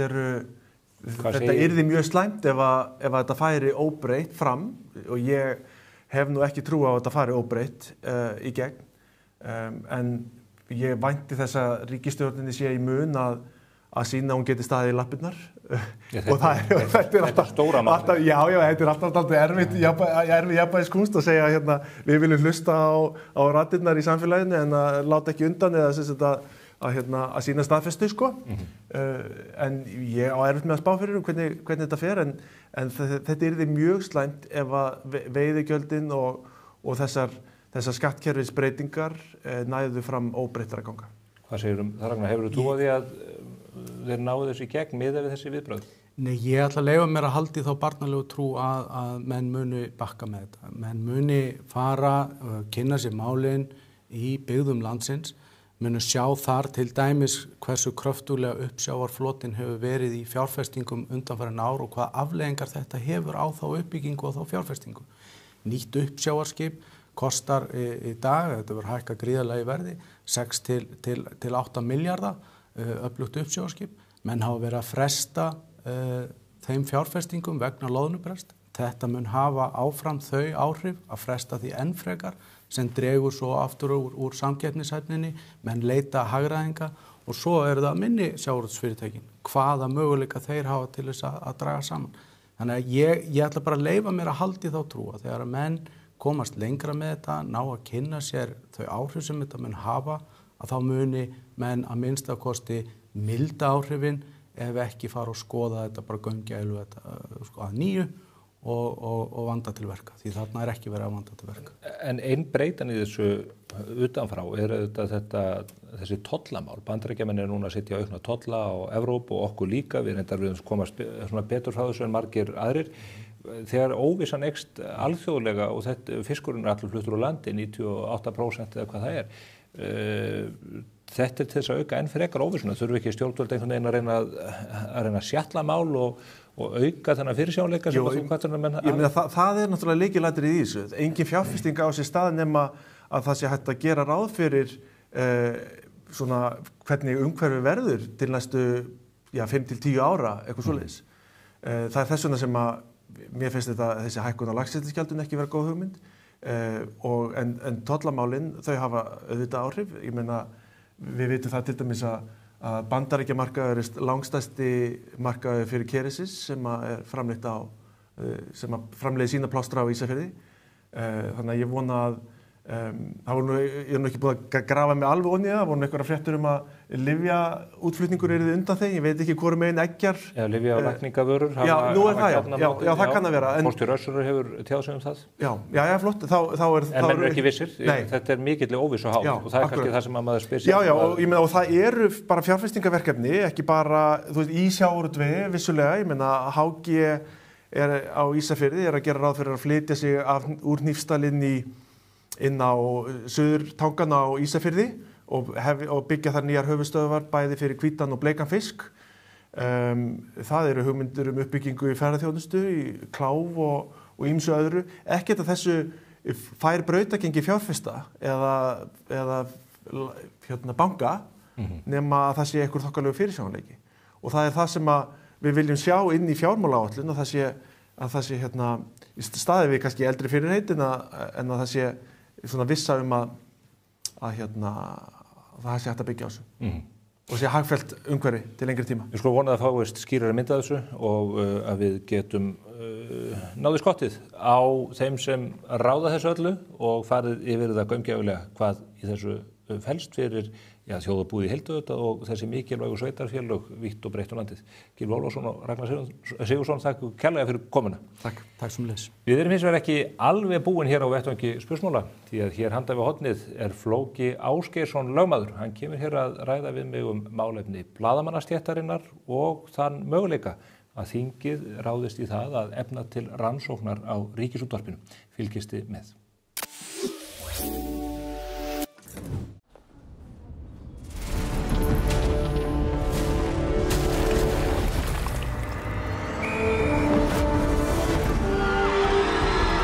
Hvern langar þig að hitta í dag? Pennin Eymundsson. Við brjótum blað í miðlun frétta. Ný upplifun í nýju appi. Þægilegt, einfalt og aðgengilegt. Hvar og hvenar sem eins og það á að vera. Sæktu Mokka appið núna. I just want a little bit of party. Welcome to my house, let's move our body. If you need a place to share what's in your body. Komið sæla nýju. Hingað komin Flóki Ásgeirsson, lögmaður sem hefur tekið að sér sókn og vörn fyrir Blaðamannafélag Íslands. Sigríður Dögg Auðunsdóttir, formaður Blaðamannafélagsins, hefur ekki gefið kost á viðtali út af stóru máli, leyfi ég mér að segja, sem teygir anga sína hér inn á vettvang spursmála. Það varðandi hið svokallaða byrlunarmál sem teygir sömuleiðis anga sína víða og meðal annars í því sambandi inn í Efstaleiti 1, þar sem Ríkisútvarpið hefur höfuðstöðvar sínar. Málið tengist sem sagt því að stjórnskipunar eftirlitsnefnd hefur nú til umfjöllunar þann möguleika að þingið efni til rannsóknar eða skipi rannsóknarnefnd það hver aðkoma Ríkisútvarpsins var að þessum máli öllu saman. Máli sem með miklum ólíkindum og ég hef fjallað bæði á síðu Morgunblaðsins og hér í þættinum. Og ég ætla að ræða við Flóka álitaefnin sem að tengjast þessum bækslegangi í stjórnskipunar eftirlitsnefndinni og hvaða viðhorf Blaðamannafélagið hefur til þess alls saman. Blessa á Flóki. Sæll. Er þetta ekki nokkuð heildstæð lýsing á stöðunni? Jú, þetta af vísu, þú segir heildstæð, en málið þetta eins og þú segir ákaflega víðfemt og það nú eiginlega alveg tvískipt að því leyti að annars vegar málið þetta varðar líf ákveðins einstaklings og einstaklinga og sakamál sem þar sem þeir hafa aðalastöðu. Og svo eins og það snýr að Blaðamannafélaginu að þá varðar það auðvitað blaðamannastéttina alla sakamál sem í kjölfarið hefst þar sem að þessir ákveðni blaðamenn hafa restuðu sakbornings og kannski rétt að taka það fram í upphafi að aðkoma félagsins sem auðvitað bara fag- og stéttarfélags að því máli auðvitað ekki sem aðili að málinu eða sérstakur hagsmunagæslumaður þessara einstaklinga, heldur nálgast félagið þetta auðvitað út frá hagsmunum stéttarinnar í heild sinni. Þannig að það svona, en vissulega þetta er margbrotið mál. Og þetta mál síðan að lokum, eða það segja lögreglan hætti rannsókn á þessu máli, kemst ekki lengra þegar þeir eru að reyna að teikna mynd af því sem gerðist þessa daga í maí 2019, eða maí og fram á hausti 2019. Síðan gerist það að lögmaður sem sagt Pál Steingrímssonar sem kannski aðal söguhetjan í Billunarmálinu sendir ítarlegt og langt erindi eða beiðni til stjórnskipunar eftirlitsnefndar og fer fram á það að hlutur Ríkisútvarpsins, ríkisstofnunarinnar RÚV og HF sé skoðaður. Blaðamannafélagið bregst í raun, ég leifur að segja, ókvæða við þessari beiðni. Já, ég myndi kannski ekki orða það þannig því að Blaðamannafélagið það vissulega bregst við og það sendir í tilefni og það auðvitað vísað í erindi Blaðamannafélagsins til þessa tilefnis erindi sem þetta erindi frá einstaklingnum og beiðnin og þetta opinber umfjöllun vegna þess að það svo sem ekki opinskátt hvað gerist í samskiptum borgarana við stjórnskipunar og eftirlitsnefnd en í þessu tilviki þá höfðu upplýsingar komið fram opinberlega það að þetta erindi hefði borist og af því tilefni að þá beindi Blaðamannafélagið eins og segir erindi til nefndarinnar þar sem að svona eigum að segja bent á aðra hlið málsins. En það er kannski mikilvægt að taka fram að í því erindi Blaðamannafélagsins þá engin afstaða tekin hvorki til efnis erindisins frá einstaklingnum eða hvort að tilefni sé fyrir nefndin til að rannsaka þann málsins. Bæði hefur Blaðamannafélagið auðvitað það erindi ekki undir höndum og það er heldur ekki verkefni þess að taka til þess afstöðu að borgarnir leiti til stjórnskipunar eftirlitsnefndar. Það er auðvitað bara sjálfsagt mál að menn freysti þess. En hins vegar það sem Blaðamannafélagið gerir í þessu erindi að benda á að ef að máli verði tekið fyrir að þá kunni að vera ástæða til þess að fjalla jafnframt og bara alveg á þess að tekið sér afstæð til tilefnisins á rannsóknar hinum þættinum að fjalla þá jafnframt það sem að Blaðamannafélagið hefur bent á og talið vera aðalatriði málsins. En formaður Blaðamannafélagsins hefur sagt það er ekki stjórnskipunar eftirlitsnefndar að rannsaka Ríkisútvarpið eða blaðamanna þeir eiga að rannsaka lögregluna. Þannig að hún hefur beinlínis dregið línu í sandinn og sagt þið eru á villigötum, þið eigið ekki að hlusta á þessa beiðni einstaklingsins eða lögmanns hans, heldur eigið að hlusta á okkur sem að teljum að lögreglan hafi farið offari gagnvart blaðamannum. Og greinamurinn þar kannski gerður á því sem held ég alveg rétt hjá formanninum að það eru auðvitað stjórnskipunar eftirlitsnefnd hefur auðvitað ákveðið verkefni og hún afmarkar sínar athuganir að sjálfsögðu sjálf en hún gerir það væntanlega á grundvelli þingskapalaga og það í sjálfu sér alveg rétt að stjórnskipunar eftirlitsnefnd hefur ekki eftirlit með starfsemi fjölmiðla sem slíkra. Hins vegar eins og þú bendir á að Ríkisútvarpið hefur sérstöðu. Það er ríkisfjölmiðl og þess vegna líka opinber stofnun eða reyndar opinbert hlutafélag. Stofnun sem heyrir undir eitt tiltekið ráðuneyti? Vissulega og með þjónustusamning við það ráðuneyti og þetta er ekki fyrir opinbert fé, það er margt svona, þetta er sérstöða með margan hátt, þannig að á þeim grunni getur auðvitað stjórnskipunar eftirlitsnefnd haft einhver sjónarmið það að það geti hugsanlega beint athugun sinni að ráðherra fjölmiðla eða menntamála og kanna hans aðkoma málin eitthvað slíkt. Það er ekkert útilokað en það er líka það sem er tekið alveg skýrt framhyggja í erindinu sem Blaðamannafélagið sendi og hefur svo sem verið gert opinbert að þar er engin afstaða tekin til efnis erindisins sem borgarinn beinir til nefndarinn, heldur bara fjallað það að það kunni að vera annar flötur á málinu og það sé sá flötur sem að blaðamannafélagið telur brýnast tilefni til þess að verði skoðaður. Sem aðkoma lögreglunar? Já, svo ég útskýri það að þá ástæðan þar, og þetta er sem yfir þetta farið í erindinu, en ástæðan þar svo að eins og blaðamannafélagið hefur talið máli horfa við, að þá þessi rannsókn lögreglu og alveg án tillits til atvika málsins hver þau eru og það auðvitað liggur auðvitað ekki fyrir. Það er mikilvægt að hafa það í huga að hér var sakamál sem að lögreglunar sem lauk, henni var hætt vegna þess að lögregla þaldi ekki lengra að koma sem máli. Það felst auðvitað í þeirri niðurstöðu að öll atvik liggja ekki fyrir. Það liggja ekki öll atvik en lögreglan sendi líka frá sér yfirlýsingu þar sem þeir sögðu til dæmis að vitnisburður fyrir eiginkonu Páls hefði verið stöðugur allan tíman. Vissulega og það er enda vikið aðeins að því í þessu erindi að sú yfirlýsing er eitt af því sem blaðamannafélagið hefur talið svona sérstakt í málinu að sú yfirlýsing skuli hafa komið fram og svona sett spurningamerki við hvort og hvernig hún samrýmist hinni formulegri niðurstöðu málsins hvað lögreglu var það sem var auðvitað að hætta rannsókninni og þá yfirlýsingun eins og bendur á hins vegar kannski lagt til grundvallar ákveðin atrið sem að ekki endilega eiga sér stóð í þeirri niðurstöðu eða minnst kosti ganga lengra en hún sko. Þannig að það er eitt af þeim atriðum sem að blaðamannafélagið hefur sett spurningamerki við. Hvaða atrið eru það? Já, það er þá þau atriðið að lögregla telji sig geta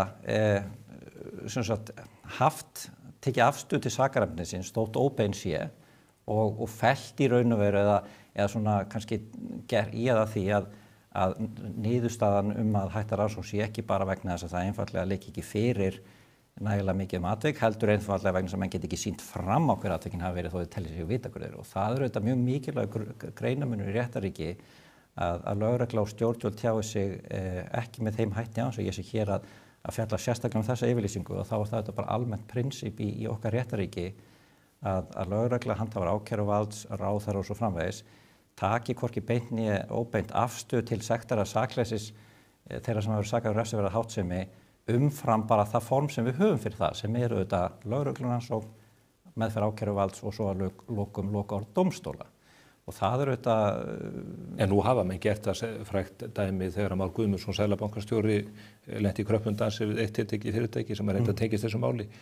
Fyrirtækið er sýknað og þá koma menn og segja að menn er bara sýknað hérna tækniatriði sko. Þeir eru raun og verið sekir. En stjórnvöld hafa stundað þetta.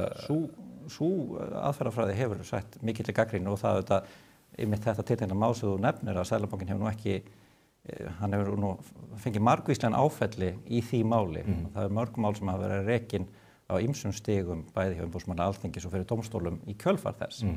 Undirstrika kannski þetta prinsip sko en alveg rétt að prinsipið auðvitað eins og öll prinsip að stundum er vikið frá þeim en þá er líka mikilvægt að benda á það og halda því á lofti og það er það sem blaðamannafélagið kannski að gera í þessu erindi að segja og þetta er engin afstæða tekið til niðurstöðu hver mjöguleg niðurstöða stjórnskipunar og eftirlitsnefndar geti verið í svona máli þetta liggur ekki fyrir en þarna er að mati félagsins tilefni til þess að skoða. Eitt af því sem að blaðamennirnir sem eiga hluti í máli og höfðu stöðu sakbornings hafa borið fyrir sig og gerði það í skýrslutökum margir ítrekað var það að þeir væru að vernda heimildamann og þeir myndu ekki tjásu og viku sér undan svörum hjá lögreglu að þeir ástæðu. Þegar maður skoðar löggjöfina vernd heimildamanna þá lítur hún að því að vernda heimildamenn sem að vilja ekki láta ná sér sketið, vilja verið í skjóli fjölmiðilsins þegar verið að leiða fram mál eða varpa ljósi á stórtíðindið annað í þeim dúr.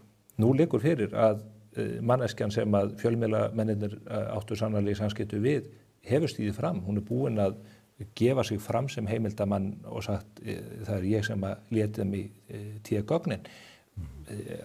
Á þessi heimildarmanna vörn sem blaðamennirnir skáki skjóluna á hún einfallega við. En kannski tvendum þetta. Í fyrsta lagi þá er það ekki alveg rétt að einhver heimildarmann þessar blaðamanna hafi stíðið fram. Það er eitthvað sem að liggur ekki fyrir. Það eins og það sem þú ert að vísi er þá bendingarna sem koma fram við þessa málsmeðferð það hvernig atvik kunni að hafa verið að þarna kunni að hafa upplýsingar komið í gengur því að þú sést þá að vísa í eiginkonu brotaþola í málun að hún hafi verið þarna milligöngumaður í þessu máli. Hún afhendir fjölmiðlamönnum á Ríkisútvarpinu síma eiginmannsins þáverandi? Akkurat og að því markið, það eru auðvitað atvik sem hefur ekki verið slegið föstu með neinn dómi en það sem meira máli skiptir að það ekki það sem að blaðamenni sjálfur hafa lagt í grundvalla. Þeir hafa ekki byggt á því að þeirra heimildamaður hafi stigið fram. Væri svo hins vegar að heimildamaður blaðmanns hefði stigið fram og þá það alveg rétt að það breytir auðvitað stöðu heimildamanna verndarinnar. Það hins vegar ekki staðan í þessu máli. Annað í þessu sem skiptir máli það að það eru til málsmeðferðarreglur það hvernig heimildamannavernd verður beitt eða henni aflétt og farvegurinn fyrir það að fara fyrir dómstóla og láta dómara kveða upp úr það hvort að blaðmanni sé skylt að svara spurningum eða ekki heimilda og þá túlkar dómarinn auðvitað bara bæði atvikin sem eins og þau sem hér verið að vísa til, það myndi þá vera leyst úr því hver þau væru raunverulega og hvernig þau horfðu við reglum heimildamannavernd. En að því gefnu að heimildamaðurinn væri þekktur og hefði stigið fram og sjálfur gengist við og það reyndar svo sem ekki óþekkt í blaðamannasögunni að blaðamenn og meintir heimildamenn séu ósammála hver sé heimildin, það kemur fyrir. Geta blaðamenn verið heimildamenn blaðamanna? Geta menn búið til slíka fléttu og loka þannig á rás atburðanna? Það ekkert því til fyrir stuð að blaðamenn séu heimildamenn annarra blaðamenn en það heldur ekki það breytir engu stöðu heimildamanns hvort hann blaðamaður, lögmaður eða almennur borgari eða prestur. Það hefur ekki þýðingu fyrir heimildamannaverndina sem slíka. Hún ræðst bara af því hvort að þarna raunverulega heimild að ræða, hvort það sé verið að veita upplýsingar sem að geta fallið undir þessa vernd. Og það skiptir líka mjög miklu máli hér að átta sig á því að heimildamannaverndin og heimildamenn eru ekki bara frumheimild. Heimildamenn eru auðvitað iðulega milliliðir í einhverju langri keðju og sjaldnast kannski það staðan að heimildamaður sé sá sem að aflaði upplýsingarna upphaflega, það getur farið í gegnum marga hlekki og eðlilega það þannig oft þegar að því að nú erum við kannski með mál sem svona íslenskt mál, það varðar samskipti innan í einkafyrirtæki en sem að lutu þetta bara svona almennt séð að einhverjum áformum þar innan úr svona en mjög oft að heimildamannavernd annars vegar að þá erum við að tala einhver ríkisleyndamál sem varða viðbúnað í hernaði eða eitthvað slíkt þar sem að áhersla stjórnvalda á að komast að því hver heimildamann mjög mikil og að sama skapi þá náttúrulega gerðar mjög margar og flóknar ástafanir ofta að hálfu heimildamann alltaf að koma í veg fyrir það að það sé hægt að hafa komast að því hverju þeir eru. En blaðamenn hafa vissulega ríkar heimildir og svigrum til þess að taka við upplýsingum og vinna úr þeim, það hlutverk fjórða valdsins. En ef að blaðamaður gerist einfallega milliliður, hefur hann þá sama rétt? Ef að ég sem blaðamaður sem að nýt þessa réttar eða tel mig njóta hans, hef ég sama rétt til þess að afla upplýsinga og ganga jafn langt ef að ég ætla síðan að fleita því mögulega áfram bara á hver aðra blaðamenn? Er ég þá blaðamaður í þeirri stöðu? Eða er ég eins og almennu borgari sem að fiska í grúkur í tjörn? Þetta áhugaverð spurning, þú ert að spyrja því hvernig spila blaðamannahlutverkið og heimildamannahlutverkið saman. Geturðu klætt í báðar hempur í einu eða þarftu að gera greinamun á? Svona bara almennt svar við almennu spurningu. Það ekkert sem útilokar það að blaðamaður sé í eitt og sama skiptið að vinna sem blaðamaður og jafnframt í stöðu heimildamanns með tilliti til einhverju atvika. Ekkert sem útilokar það. En þú kannski að velta meira fyrir þér það samræmist að blaðamanna siðferði að blanda þessum hlutverkum saman. Hvernig eiga menn að geta það? Akkurat og það, ég myndi hugsa að almennt séð komi þessi stað nú svona ekki mjög oft upp. Ég held að þú sért að hafa í huga að hún hafi hugsanlega komið upp í þessu máli. Það grunnur manna en það búið að loka möguleikana á að það verði skýrt vegna svörunarleysis fjölmiðlamanna. Akkurat, já, og þarna liggja atvik einfaldlega ekki fyrir, en kæmi í ljós að blaðamaður hefði verið í þessari stöðu, að hann hefði í senn verið heimildamaður og flutt fréttir, að þá held ég að úr því bara leyst annars vegar og grundvöldi þeirra reglna sem gilda svigrúm heimildi blaðamanna og hins vegar og grundvöldi þeirra reglna sem gilda heimildamenn sem eru aðskilda reglur og niðurstaðan myndi ráðast af þessum reglum, að það væri ekkit endilega neitt beint samspil þar á milli. Ef þú setur því stöðu lögreglumanns eða rannsakanda, það kona í þessu spili sem að segist hafa afhent Þóru Arnórsdóttur síma eiginmannsins sem að lá þá milli heims og helju á Borgarspítalanum. Þóra Arnórsdóttir neitar að tjá sig við lögreglu og segir ég er bundin á trúnaði við mína heimildamenn en þessi tiltekni heimildamaður er búinn að tjá sig. Getur þessi tiltekni blaðamaður skákað í þessu skjóli í ljósi þess að heimildamaður hefur gefið sig upp? Verður nú ekki einfaldlega að svara því skilmerkilega eins og aðri borgarar þegar þú mætir til skýrslutöku eða yfirheyrslu á lögreglu hvort að þú hafir yfir höfuð veitt símanu viðtöku eða ekki? Getur komið þér undan því? Já, það í raun og veru kjarni heimildamannaverndar sá að þú getur þá ekki bara, getur það heldur verður að gera það vegna þess að það refsivert fyrir ef að heimildamannavernd á við. En heimildamann búinn að gefa svo og löggjöfin fjallar að heimildamannaverndin eigi aðeins við ef að heimildamadurinn vill njóta nafnleyndar eða skjóls af henni. Akkurat og þarna kemur að svona erfiðu úrlausnarefni sem það að sé gengið út frá því að heimildamadurinn sé þekktur að þá horfa reglunar öðruvísi við. En það auðvitað það sem mjög oft deilt og þetta ekki hygg ég neitt sérstakt við þetta mál. Það alveg algengt að það komi fram einhver sem kveðist vera heimildamaður einhverjar fréttar. Já, en síminn í þessu tilviki þarf ekki endilega að vera heimildin.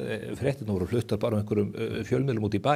En spurningin þá getur starfsmaður ríkismiðilsins, og þetta nú væntanlega það sem að rannsóknarnefnd þingsins myndi fara ofan í saumana á og reyna að skýra, getur hann einfaldlega neitað að svara lögreglu í yfirheyrslu því að spurningin lítur einfaldlega því hvort að sími hafi verið afhentur eða ekki. Það lítur ekki að neinu fréttaflutningi því að Ríkisútvarpið flutti enga frétt af málinu. Akkurat. Þetta er mjög góð spurning og svarið við henni skiptir máli. Það já vegna þess að í heimildamannaverndinu og leið skyldu allra blaðamanna til þess að virða nafnleynd heimildamanna ef á henni hefur verið byggt. Ég heyri það að það auðvitað síðan úrlausnarefni í málinu sem ég get auðvitað enga afstöðu tekið til. En það skyldan nú nær ekki bara til þess að nafngreina ekki. Hún nær líka til þess að svara engum spurningum sem geta falið í sér bendingu hver heimildamaðurinn og á þetta hefur margsinnis reynt fyrir meðal annars Mannréttindadómstólnum að verndin ekki bara bundið við það að svara já eða nei til dæmis nafn eða auðkenni heimildamanns, heldur líka jafnvel bara atvik þennan sama dag eða atvik sem einhverjum hætti tengjast og myndu gera það kleift fyrir yfirvöld sem að leita að heimild að hafa upp á henni. En þessi tiltekna kona ekki heimildamaður Ríkisútvarpsins þegar Ríkisútvarpið flutti enga frétt. Akkurat. Þetta bara spurning borgara sem að labbar inn á, eða segist að hafa gengið inn í Estarétt 1 og afhent þar síma þriðja aðila. Heimildamannavernd getur ekki átt við þessa atvikalýsingu því að heimildin var ekki nýtt innan Ríkisútvarpsins. Akkurat, ég skil útgangspunktinn. Ég hugsa að hann sé svona umdeildur vegna þess að þegar að heimild kemur og einhver setur því og glemir því ekki til hvers eru þessar reglur heimildamannavernd. Það eru til þess að tryggja það að upplýsingar sem kann að hafa verulegar afleiðingar fyrir viðkomandi að miðla og getur verið mjög óþægilegt fyrir hans vinnuveitanda eða haft áhrif á hans líf, að það engu að síður talið mikilvægt og á þessu byggja reglur tjáningarfrelsi og frelsi fjölmiðla til að miðla upplýsingum, að þegar heimildamaður kemur og með einhver upplýsingar þá veit hann auðvitað ekki fyrirfram hvort að úr þessu verður fréttið ekki. Hann verður engu að síður að geta treyst því að hann njóti þessar vernd. En hann búinn að aflétta því þessu tilviki. Já, svo það. Þessi ákvæði eiga ekki við, hvorki vegna þess að þessar heimildir voru ekki nýttar. Akkurat. Og viðkomandi búinn að segja, ég gerði þetta. Akkurat, og ég held að það sé einfallega umdeild staðhæfing sem að ég auðvitað hef enga innsýn í sem náttúrulega ekki lögmaður sem komið að þessu máli og geta ekkert tjáð mig atvikin í því, en ég held að það sé bara einfallega umdeild staðhæfing. En getur þá ekki blaðamaður sem á í hlut eða borgarinn eða hver sem þegar hann kallað fyrir lögreglu og lögregla reyna að varpa ljós á málið, að þá ber hann ekki að svara bara já eða nei, veittur úr símanu viðtöku. Það snýst ekki heimild og það snýst heldur ekki vernd heimildamanns, það snýst bara atvikalýsingu í öðru og stærra máli. Hvert fór síminn? Akkurat. Og að því marki sem við erum að velta fyrir okkur bara staðreyndum, þá öflum við líklega ekki upplýsingu þær hér, en ef við erum að velta fyrir okkur regluverkinu og hvernig það horfum við atvikum eins og þessum, þá er svarið engu að síður það að ef að blaðamaður telur, og þetta eins og ég gengur í báðar átt, vegna þess að þetta er ekki bara réttur blaðamannsins, þetta er líka skylda hans og það er refsivert að upplýsa heimild, að því marki sem að það kemur til greina og hann telur að blaðamannaverndin eigi við, að þá nær hún út fyrir og meðalans til þessa tilvist. En löggjöfin tekur alveg skýrt á það að það sé heimildarmannsins sjálfs að ákvarða þetta. Það er ekki blaðamannsins að meta það eftir að heimildarmaðurinn hefur tekið ákvörðun að stíga fram eða að fela sig í skugganum. Akkurat, og vandinn við það sá að þegar það gerist, þá vissulega á heimildarmannaverndin ekki við, en það er vegna þess að þá er ekki lengur talið nauðsynlegt að afla upplýsingum heimildarna frá blaðamannum og að því marki sem að þessi atburðarás sem að þú ert að leggja til grundvallar hér, ef hún er fyrir hendi, þá er í raun og veru engin ástæða fyrir yfirvöld að kanna það hjá blaðamannum hvort að hann hafi veitt einhverju viðtöku því að það er önnur heimild sem segir að svo hafi verið og þá líkur það bara einfallega fyrir. Þannig að þetta með afléttingu að ég held að leið að komin upp ágreiningur hver heimildin er og hvort að heimildarmaður sé nafnlaus eða ekki, að þá erum við komin inn á svið heimildarmannaverndar og hefur kannski ekki úrslita þýðingu hvort að það sé einhver sem að segist vera heimildarmaðurinn. Það er í raun og veru kann að vera blaðamaður einfallega að segja nei, þetta er ekki heimildin eða ekki eina heimildin. Færum talið að símtækjum sem slíku og spurningunum það hvað teljist heimildur og hvað ekki. Ég ætla að spila hérna örstutt brot úr þætti frá því í liðnum mánuði þegar að Eva Hauksdóttir kollegiðin kom og rætti þessi mál. Hún er lögmaður Páls Steingrímssonar í þessu máli. Þá finnst mér mjög svona hæpið að líta á þann sem kemur símanum í hendur blaðamanna sem heimildamann því að sími er ekki heimild. Sími er tæki, sími er gagnageymsla, lykill að ýmsum gögnum og þar með talið öllu einkalífi manns og mér finnst þetta að vera miklu líkara því að taka við bara lykli á heimili einhvers og fara þangað inn og gramsa og snuðra bara til þess að athuga hvort það er hægt að finna eitthvað áhugavert, eitthvað kressandi. Þetta segir Eva Hauksdóttir málið, varðar spurninguna það að veita viðtöku símtæki, tölvu öðru slíku, fara þar inn og þar liggja fyrir mikið magn upplýsinga langt umfram það sem endilega varðar málið sjálft. Hvernig horfir það við þinni lögfræði, spurningin aðgengi að svona miklu efni?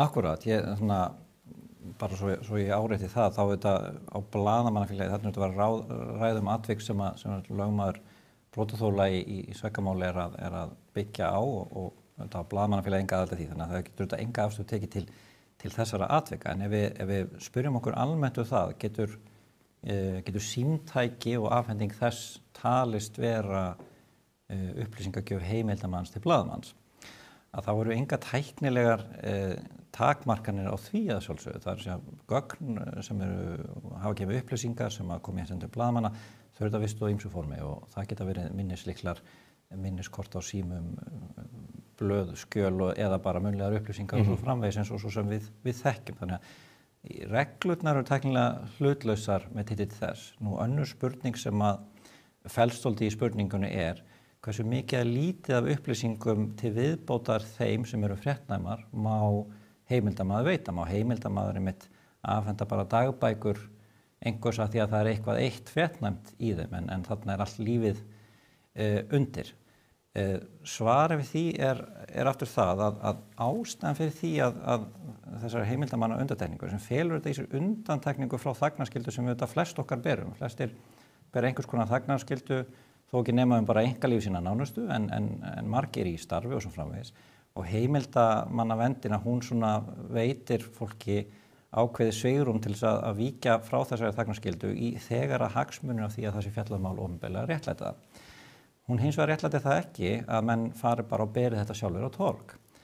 Heldur er hugsunin sú að það megi upplýsa blaðamenn sem eru þetta sjálfur fagmenn sem hafa sínar siðareglur, sína þagnarskyldu og þeirra er síðan verkefnið að meta það á grundvelli sinna faglegu þekkingar hvort ef eitthvað í þessu sem þeir fá afhent er fréttnæmt og þá hvernig er málefnilegt og hlutlegt og sanngjarnt að setja það fram fyrir almennu sjónir þannig að sé gæta þessu jafnvægi milli annars vegar friðhelgis einkalífs og annarra hagsmuna sem að eiga nota þagnarverndar og hins vegar hagsmuni almennings að því að fá aðganga að upplýsingunum. En nú er eins og með gögn af þessu tagi ef að ég lendi í sakamáli og ég er hérna með spjaldtölvuna, Samsung tölvuna mína og lögregla vill komast í eitthvað sem að þeir telja sé þar þá verður þeir að leita dómsúrskurðar eða fá leyfi frá mér til þess. Hafa blaðamenn ríkari rétt heldur en sjálf lögreglan til þess að gramsa í gögnum borgarana? Akkurat, munurinn þarna er auðvitað að sá að þarna er út að vísa til þess þegar lögregla er að beita þvingunarráðstöfum þar sem enginn hefur á fúsumsvöldum vilja veitt neinar upplýsingar. Lögregla tekur auðvitað oft við upplýsingum án dómsúrskurðar frá þriðja manni sem veitir upplýsingar aðra borgara og það náttúrulega er gert iðulega í skýrslugjöf en þannig nei, heimildir blaðamanna eru ekki ríkari, þetta er bara öðruvísi aðstaða og lögregla hefur auðvitað þessar heimildir líka gagnvart blaðamönnum. Það er auðvitað hægt ef að tilefni til að gera húsleit og hefur svo sem oft komið fyrir að gögn fjölmiðla séu rannsökuð þegar þannig hagsmunir eru í húfi. Hvernig metur þetta, þú ert nú fyrir lögfræðingur líka hjá umboðsmanni Alþingis og fylgst með stjórnvöldum, sérmenntaði á því sviði í Bandaríkjunum og fleira. Er nokkuð því til fyrirstuð að þingið setja á laggirnar rannsóknarnefnd þetta alvarlega mál og þessi alvarlegu atvikrétt eins og menn gerðu í tengslu við fall bankana eða sparisjóðana á sínum tíma? Þingið hefur rúmar heimildi til þess, það er svona vikið að því óbeint í erindi blaðamannafélagsins til stjórnskipunar og eftirlitsnefndar að stjórnskipunar og eftirlitsnefnd hennar hlutverk verður fyrst og fremst afmarka við eftirlit með framkvæmdarvaldinu og aðstoðhandhöfum þess. Nefndin gegnir hins vegar líka ákveðnu lögbundnu hlutverki við samkvæmt lögum rannsóknarnefndir sem að hafa auðvitað víðtækara og ad hoc hlutverk. Það er hægt að setja á fót og Alþingi getur tekið það ákvörðun að setja á fót rannsóknarnefnd alls kyns málefni og við þekkjum það auðvitað. Þannig að svigrúmið þar er víðtækt og það er ekki til fyrirstöðu að rannsóknarnefnd verði skipuð að rannsaka þetta mál eins og önnur. Nú, hvað var það hins vegar athugun stjórnskipunar og eftirlitsnefndar sjálfrar að því leyti sem athugun fer fram þar þá ræðst það þetta bara af valdmörkum nefndarinnar í þingskaparlögum sem er eins og ég segi afmarka fyrst og fremst verklag ráðherra. Það verður fróðlegt að fylgjast með þessu þegar að nefndin loksins kemst í þetta. Það gengur mikið á í þinginu þessa dagana og þetta gengur líka mikið á í málsvörn þinni fyrir og sókn fyrir þína skjólstæðinga sem eru fleiri en bara Blaðamannafélagið. Flóki Ásgeirsson, þakkaði kærlega fyrir komuna hingað þennan föstudag. Þakkaði kærlega fyrir. Þá er ekki meira á vettvangi spursmála þennan ágæta föstudag en við verðum hér að viku liðni og áður en að því kemur þá verðið öll komin með Moggan, nýja appið okkar í síman og getið fylgst þar með þessum þætti og öðrum dagmálum, blaðinu sjálfu og annar efnisframleiðslu. Aðgangurinn að öllu efninu er frýr 20 næstu daga eftir að því hlaði niður. Látið það ykkur ekki úr greipum ganga. Verið sæl.